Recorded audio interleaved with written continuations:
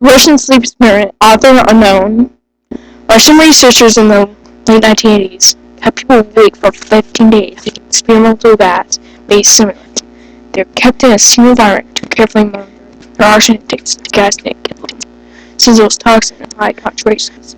This before was closed circuit cameras, so they only have microphones and 5-inch thick glass porthole sized windows in the chamber to monitor them. The chamber was stocked with books, coats, sleep bicycle bedding, running water and toilet, and enough dried food to last all for all 5 months. The search numbers were political prisoners enemies during World War II. Everything was fine for the first 5 days. Storage had explained having been promised falsely that they would be free if they submitted to tests if they did not sleep for 30 days. The conversations and activities were modern, and it was noted that they continued to talk about Christmas incidents in their past. In general tone, the conversation took a darker perspective. After 5 days, they started complaining about their circumstances and events that led them to where they are and started to demonstrate severe paranoia. They stopped talking to each other and began altering to their microphones and blowing near boreholes. Oddly, they seemed to think they could win the trust of the experiment during the comrades. The other subjects in captivity with them. At first, the researchers suspected this was the effect of the gas itself. After 9 days, the first started screaming.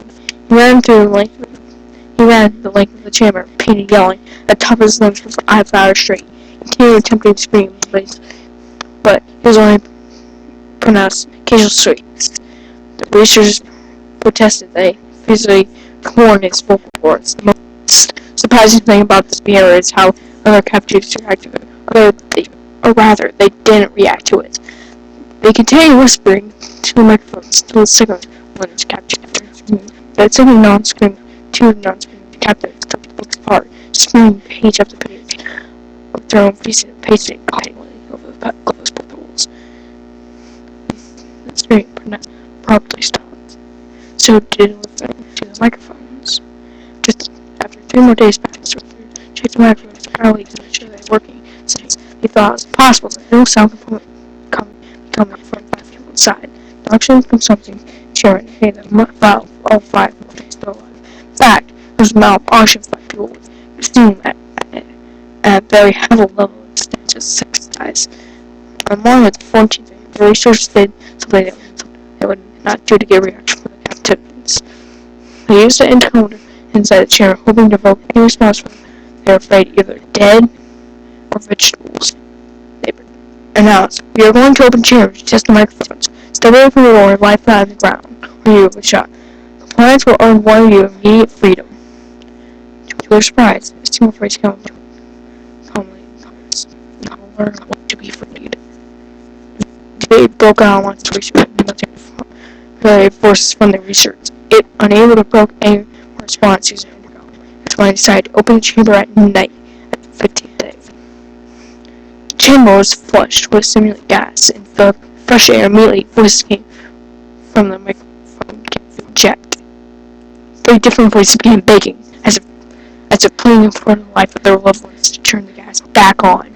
The chamber was open. The soldiers sent into the retrieve village. They began to scream louder than ever. So did the soldiers when they saw what was inside.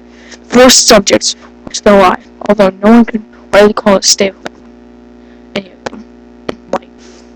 The 4 last day alive had not so much as touched. There were chunks of meat of dead subjects' thighs and chest stuffed into the drain center of the chamber, blocking the drain and allowing 4 inches of water to accumulate into the floor. Besides how much water on the floor was actually blood was never determined. All 4 surviving test subjects also had a large portion of muscle torn away from their bodies. The destruction of flesh, exposed bone, with the fingertips and wounds inflicted by hand, not with teeth and steel claws. Those examination of physical angles, wounds, that most, if not all of them, were not self-inflicted. The bone organs below the rib cage, all 4 test subjects had been removed lungs, and diaphragm remained in place. The skin of most muscles attached to the ribs had been ripped off, exposing the lungs to the rib cage. All 4 blood vessels and organs remained intact. They had just been taken out and laid on the floor, running vanity across the several still living bodies of subjects. The systematic track of all 4 could be seen working, digesting food. It was clearly apparent that they were digesting the flesh that they ripped off and eat over the course of days. The soldiers were rushing up to the facility. Still, many refused to share and remove the test subjects. They continued to scream to be left in chair authority. Chamber, but begged and demanded that the gas be turned back on, lest they fall asleep.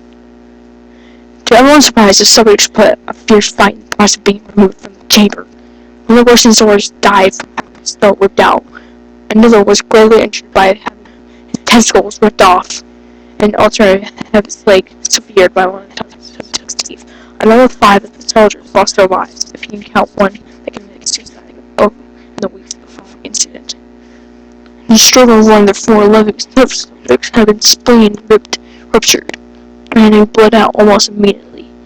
The medical researchers attempted to subdue him, but he was injected with more than 10 times human dose of morphine, and still fought like a born out, breaking the ribs and arm of one doctor. But his heart seemed to beat for 2 minutes after he had bled out to the point that he was more in his vascular system than blood. Even after it stopped, he continued screaming and bled out for another 3 minutes, struggling to attack everyone in reach, just doing more over and over each moment until he fell senseless. Surviving 3 touch subjects heavily restrained and moved to a medical facility. The two with intact vocal cords continued begging for the gas being kept to awake. The most injured of the 3 was taken to the only surgical operating facility it had. In the process of preparing the subject, had his organ placed on his body. After 7 minutes, he was effectively immune to the violence given to him to prepare for the surgery. He felt furious against his strength, and his throat gasped from under. He managed to tear most of the through the 4-inch wide strap on his wrist, even though the weight of the 200-pound soldier was as well.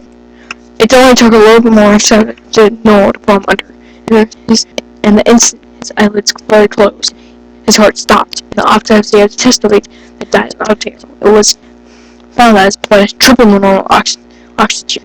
His muscles were still attached to his skeleton, but badly torn. He had broken 9 bones in his struggle not to be subdued. Most of them were from the force of own muscles of them. I'll have to stop here.